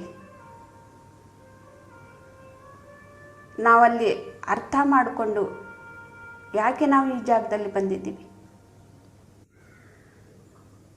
ನಮಗೂ ಇದಕ್ಕೆ ಏನು ಸಂಬಂಧ ಇದೆ, ನಾವು ತಿಳ್ಕೊಳ್ತಾ ಇದ್ದರೆ, ತಿಳ್ಕೊಂಡು ನಾವು ಸ್ವಲ್ಪ ಹೊತ್ತು ಆ ಜಾಗದಲ್ಲಿ ನಾವು ಧ್ಯಾನ ಮಾಡಿದರೆ, ಅಲ್ಲಿ ಯಾಕೆ ನಾವು ಹೋಗಿದ್ವಿ, ಅಲ್ಲಿಗೂ ಆ ಒಂದು ಜಾಗಕ್ಕೂ ನಮಗೆ ಏನು ಸಂಬಂಧ ಇದೆ ಅನ್ನೋದನ್ನು ನಾವು ತಿಳ್ಕೊಳ್ತೀವಿ.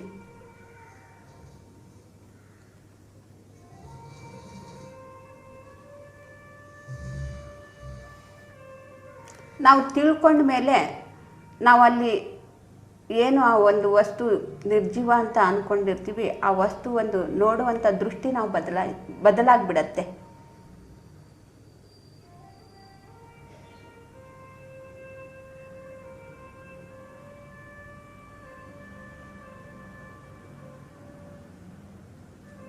ಮತ್ತು ಸೃಷ್ಟಿಕರ್ತನಿಗೆ ಸಹ ಸೃಷ್ಟಿಕರ್ತರು ನಮ್ಮ ಗುರುಗಳಾದಂತಹ ಬ್ರಹ್ಮಶ್ರೀ ಪಿತಾಮಹ ಪತ್ರಿಜಿಯವರು, ಅವ್ರ ಸಾಂಗತ್ಯದಲ್ಲಿ ನಾನಿದ್ದು ಇವಾಗ ನಾನು ಮುಂದೆ ಹೋಗ್ತಾ ಇರೋದು ನೋಡಿ. ಎಲ್ಲೂ ಕೂಡ ನಾನು ಒಂದು ಕಲ್ಲಾಗಿ ಹುಟ್ಟಿದಾಗ್ಲಿಂದನೂ ಕೂಡ ಇವಾಗವರೆಗೂ ಕೂಡ ನಮ್ಮ ಜೊತೆಗೆ ಇದ್ದಾರೆ ಅವರು.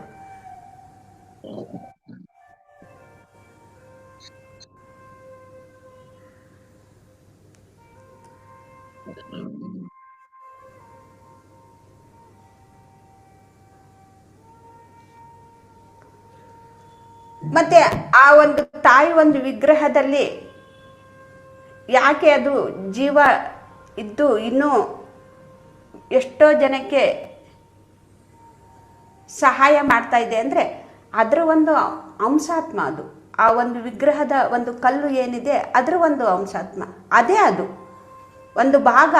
ಫಸ್ಟು ನಾವು ಏನು ಜನ್ಮವನ್ನು ತಗೊಂಡು ಬಂದಿದ್ದೀವೋ ಆ ಕಲ್ಲಿನಲ್ಲಿ ಒಂದು ಪೂರ್ಣಾತ್ಮದಿಂದ, ಒಂದು ಪೂರ್ಣ ಕಲ್ಲಿನಿಂದ, ಪೂರ್ಣ ಜೀವದಿಂದ ಏನು ಬಂದಿದೆಯೋ ಆ ಅಂಶಾತ್ಮ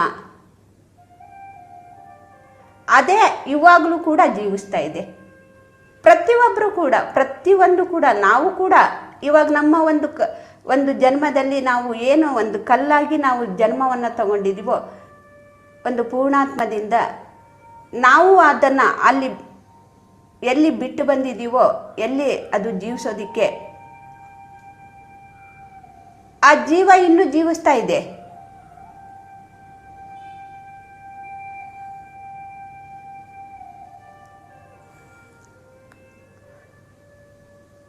ನಮ್ಮ ಅಜ್ಜಿ ತಾತ ನಮಗೆ ಅಯ್ಯೋ ನನ್ನ ಮೊಮ್ಮಗಳು ಬಂದ್ಲು, ನನ್ನ ಮೊಮ್ಮಗ ಬಂದ ಅಂಥೇಳಿ ಯಾವ ರೀತಿ ಖುಷಿ ಪಡ್ತಾರೋ ಅದೇ ರೀತಿಯೇ ಆ ಒಂದು ಜೀವ ಖುಷಿ ಪಡುತ್ತೆ, ಆ ಒಂದು ಜಾಗ ಖುಷಿ ಪಡುತ್ತೆ ನಾವು ಹೋದರೆ.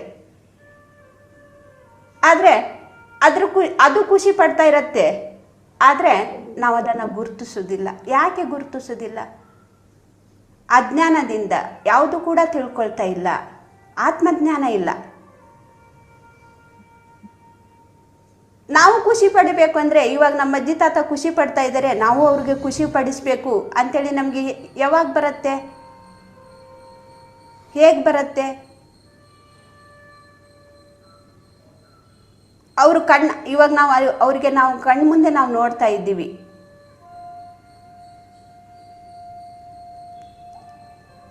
ಮತ್ತು ನಮ್ಮ ಮಕ್ಕಳಿಗೆ ನಾವು ಮಕ್ಕಳ ಜೊತೆಗೆ ಹೋದಾಗ ಮಕ್ಕಳನ್ನು ನಾವು ನೋಡು ಖುಷಿ ಪಡ್ತೀವಿ, ಅವ್ರು ನಮಗೆ ಕಣ್ಣು ಮುಂದೆ ಕಾಣ್ತಾ ಇದ್ದಾರೆ.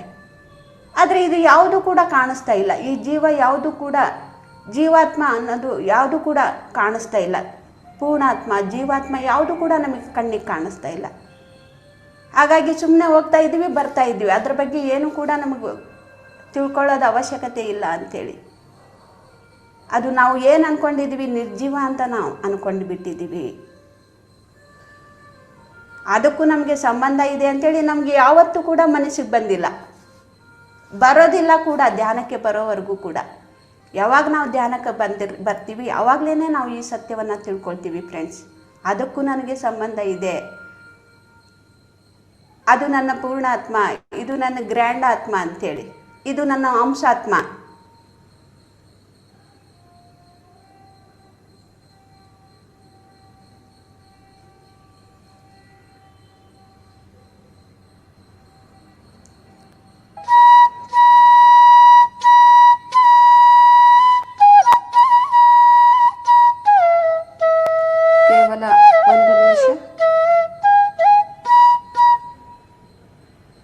ಸಹಜವಾಗಿ ನಡೆಯುತ್ತಿರುವ ಉಸಿರಾಟದ ಮೇಲೆ ಗಮನ ಇರಲಿ.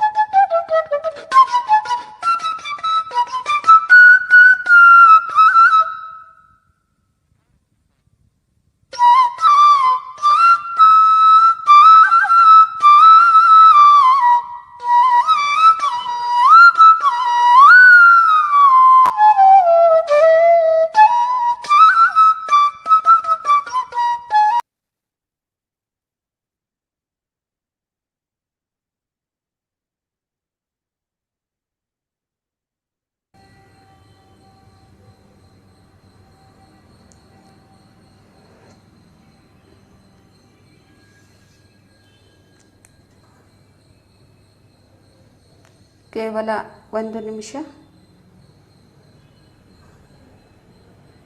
ಸಹಜವಾಗಿ ನಡೆಯುತ್ತಿರುವ ಉಸಿರಾಟದ ಮೇಲೆ ಗಮನ ಇರಲಿ. ಧ್ಯಾನದಿಂದ ಸಹಜ ಸ್ಥಿತಿಗೆ ಬರೋಣ ಫ್ರೆಂಡ್ಸ್. ಕೇವಲ 1 ನಿಮಿಷ.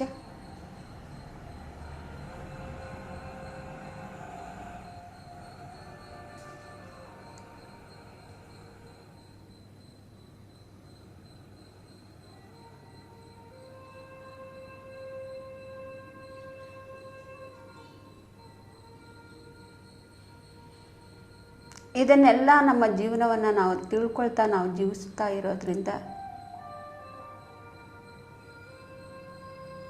ನಾವು ಜೀವನ ಅನ್ನೋದು ಎಷ್ಟು ಸಂಭ್ರಮ ನಾವು ಪಡ್ತೀವಿ. ನನ್ನ ಬಂಧು ಬಳಗ ಎಲ್ಲವೂ ಕೂಡ ನನ್ನ ಜೊತೆಗಿದೆ. ನಾವು ಯಾವಾಗಲೂ ಕೂಡ ಏನು ಅಂದ್ಕೊಳ್ತೀವಿ, ಒಂಟಿ ಅಂತ ಹೇಳಿ ನಾವು ಅಂದ್ಕೊಳ್ತೀವಿ. ನನಗೆ ಅವ್ರು ಬಿಟ್ಟು ಹೋದ್ರು, ಇವ್ರು ಬಿಟ್ಟು ಹೋದ್ರು ಅಂತೇಳಿ.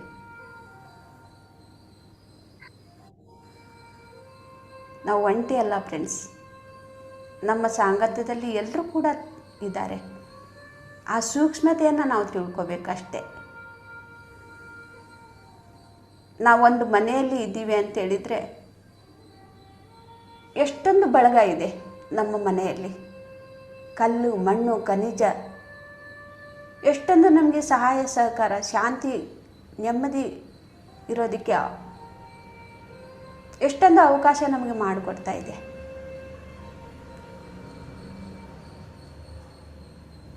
ನಾವು ವಾಸವಾಗಿರುವಂಥ ಮನೆಗೆ ನಾವು ಫಸ್ಟು ನಾವು ಧನ್ಯವಾದಗಳನ್ನು ತಿಳಿಸ್ಬೇಕು.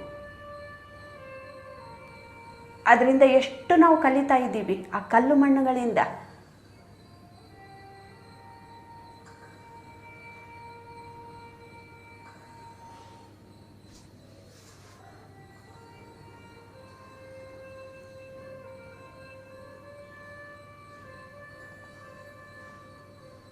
ಆದರೆ ನಾನು ಧ್ಯಾನಕ್ಕೆ ಬರೋಕ್ಕಿಂತ ಮೊದಲು ನನ್ನ ಬಂಧು ಬಳಗ ಎಲ್ಲ ಬಿಟ್ಟು ಹೋದರು ಅಂತೇಳಿ ನಾನು ಅಳ್ತಾ ಇದ್ದೆ. ಧ್ಯಾನಕ್ಕೆ ಬಂದ ಮೇಲೆ ನನ್ನ ಬಂಧು ಬಳಗ ಎಷ್ಟೊಂದಿದೆ, ನನ್ನ ಜೊತೆಗೆ ಇದೆ, ಆದರೆ ನಾನು ಅರ್ಥ ಮಾಡ್ಕೊಳ್ಳಿಲ್ಲ ಅಂತೇಳಿ ಇವಾಗ ನನಗೆ ಗೊತ್ತಾಗ್ತಾ ಇದೆ. ನನ್ನ ಜೊತೆಗೇ ಇದ್ದಾರೆ ಎಲ್ಲರೂ ಕೂಡ. ಫಸ್ಟು ಹುಟ್ಟಿದಾಗ್ಲಿಂದ್ರೂ ಕೂಡ ಈ ಭೂಮಿ ಮೇಲೆ ನಮಗೆ ಪೂರ್ಣಾತ್ಮ ಈ ಭೂಮಿ ಮೇಲೆ ಬಿಟ್ಟು ಹೋದಾಗ್ಲಿಂದ್ರೂ ಕೂಡ ನಮ್ಮ ಜೊತೆಗೆ ಇದ್ದಾರೆ ನನ್ನ ಬಂಧು ಬಳಗ. ಎಲ್ಲರೂ ಕೂಡ ಎಷ್ಟು ನನಗೆ ಕಲಿಸ್ಕೊಡ್ತಾ ಇರ್ತಾರೆ, ಎಷ್ಟು ಖುಷಿಯಿಂದ ನನಗೆ ಕಲಿಸ್ತಾ ಇರ್ತಾರೆ. ನಾನು ಕೂಡ ಕಲ್ತ್ಕೊಳ್ತಾ ಇರ್ತೀನಿ. ನಾನು ಕೂಡ ನನ್ನ ಅಂಶಾತ್ಮಕ್ಕೆ ನಾನು ಕೂಡ ಕಲಿಸ್ತಾ ಇದ್ದೀನಿ. ಅವರಿಂದ ನಾನು ಕಲ್ತ್ಕೊಳ್ತಾ ಇದ್ದೀನಿ, ಬೇರೆಯವ್ರಿಗೆ ನಾನು ಕಲಿಸ್ತಾ ಇದ್ದೀನಿ. ಈ ಸತ್ಯವನ್ನು ನಾವು ತಿಳ್ಕೊಬೇಕು ಫ್ರೆಂಡ್ಸ್. ದುಃಖದಿಂದ ಜೀವಿಸೋದಲ್ಲ, ಅಳ್ತಾ ಅಳ್ತಾ ಜೀವಿಸೋದಲ್ಲ ಜೀವನ. ಸತ್ಯವನ್ನು ತಿಳ್ಕೊಂಡು ಜೀವನವನ್ನು ಸಂಭ್ರಮದಿಂದ ಜೀವಿಸೋದು, ಆನಂದವಾಗಿ ಜೀವಿಸೋದು, ಇದೇ ಜೀವನ, ನಿಜವಾದ ಜೀವನ. ನಿಜವಾದ ಜೀವನವನ್ನು ನಾವು ಜೀವಿಸೋದನ್ನು ಯಾವಾಗ ಕಲ್ತ್ಕೊಳ್ತೀವಿ ಅಂದರೆ ನಮ್ಮ ಉಸಿರು ಎಂಬ ಗುರುವಿನ ಜೊತೆಗೆ ಇದ್ದಾಗ ಫ್ರೆಂಡ್ಸ್. ಸತ್ಯವನ್ನು ನಮಗೆ ತಿಳಿಸ್ಕೊಡತ್ತೆ.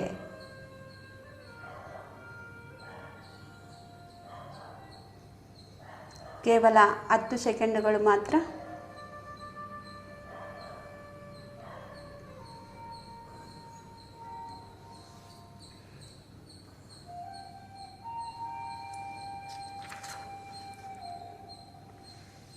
ಓಕೆ ಮಾಸ್ಟರ್ಸ್, ನಿಮ್ಮ 2 ಕೈಗಳನ್ನು ಬಿಡಿಸ್ಕೊಂಡು ಕಣ್ಣಿನ ಮೇಲೆ ಇಟ್ಕೊಳ್ಳಿ. 5 ಸೆಕೆಂಡ್.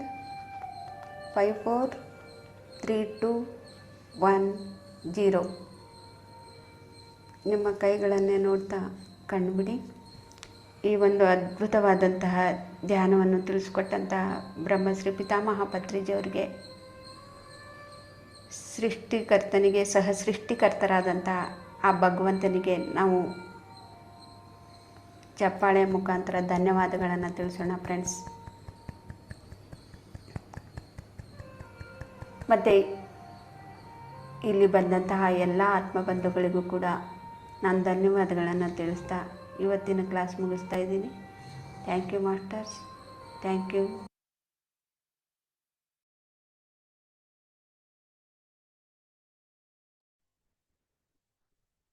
108 ದಿನದ ಈ ಒಂದು ಧ್ಯಾನಕ್ಕೆ ಬಂದಂತಹ ಎಲ್ಲ ಧ್ಯಾನಾರ್ಥಿಗಳಿಗೆ ನಾನು ಕೂಡ ವೈಯಕ್ತಿಕವಾಗಿ ಧನ್ಯವಾದಗಳನ್ನ ತಿಳಿಸ್ತಾ ಇದ್ದೀನಿ ಮಾಸ್ಟರ್ಸ್. ಹೀಗೇನೆ ಡೈಲಿ ಮಾರ್ನಿಂಗು 5 o'clockಗೆ ಜಾಯಿನ್ ಆಗಿ, ಹಾಗೆ ಅಟ್ಲೀಸ್ಟ್ ಒಬ್ಬೊಬ್ರನ್ನಾದ್ರೂ ಜಾಯಿನ್ ಮಾಡಿಸ್ತೀವಿ ಅಂತ ಹೇಳ್ತಾ ಇದೀವಿ. ಮೇಡಮ್ ಅವರ ಸಂಕಲ್ಪಕ್ಕೆ ನಾವು ಕೂಡ ಹೆಲ್ಪ್ ಮಾಡೋಣ. ಆದಷ್ಟು ಹೆಚ್ಚು ಹೆಚ್ಚು ಮೌನವಾಗಿರೋದನ್ನ ಅಭ್ಯಾಸ ಮಾಡೋಣ. ಎಷ್ಟು ಸಾಧ್ಯ ಆಗತ್ತೋ ಅಷ್ಟು ಉಪವಾಸವನ್ನ ಮಾಡ್ತಾ, ಧ್ಯಾನವನ್ನ ಪ್ರತಿಯೊಬ್ಬರಿಗೂ ಹೇಳ್ಕೊಡ್ತಾ ನಮ್ಮ ದಿನವನ್ನ ಶುರು ಮಾಡೋಣ ಮಾಸ್ಟರ್ಸ್. ಎಲ್ಲರೂ ಆಗಮಿಸಿದ್ದಕ್ಕಾಗಿ ಧನ್ಯವಾದಗಳು. Thank you masters. ನಾಳೆ ಬೆಳಗ್ಗೆ 5 ಗಂಟೆಗೆ ಕರೆಕ್ಟ್ ಆಗಿ ಸಿಗೋಣ. ಈ ಲಿಂಕ್ ಅನ್ನ ಶೇರ್ ಮಾಡಿ ಪ್ಲೀಸ್ ಒಬ್ಬೊಬ್ಬರನ್ನಾದ್ರೂ ಜಾಯಿನ್ ಮಾಡಿಸಿ ಮಾಸ್ಟರ್ಸ್. ಇದು ನನ್ನ request. Thank you, thank you, thank you, thank you ma'am.